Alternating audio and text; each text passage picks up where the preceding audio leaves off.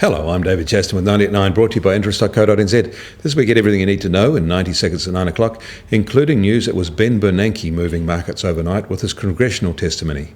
The Fed chief stressed that the central bank's timetable for pulling back on its $85 billion a month bond buying program hasn't been determined and could be delayed if the economy weakens. He also warned Congress over the impacts of fiscal spending cuts. These comments reassured markets. Gold fell back after briefly touching $1,300 an ounce.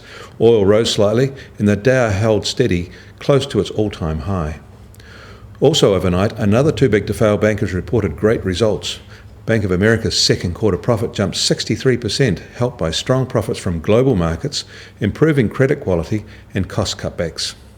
The American economy grew at a moderate pace in recent weeks, according to the Fed's Biege Book report released just this morning. Although the report struck a fairly optimistic tone led by strengthening housing, it did note a waning appetite on the hiring front, and it was somewhat undermined by another report showing a lower level of building permits and slightly slower housing starts in June compared to May.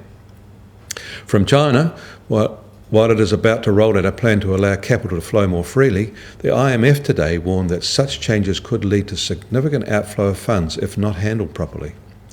And China has ruled out any major stimulus programs this year, preferring to focus on taking the necessary adjustments of its reform drive.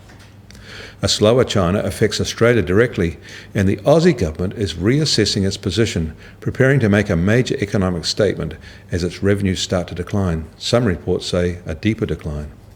The New Zealand dollar starts today higher again against the US dollar at 79.1 US cents, 85.6 Aussie cents, and the TWI is at 74.8. I'm David Chaston. That was 90 at 9, brought to you by interest.co.nz.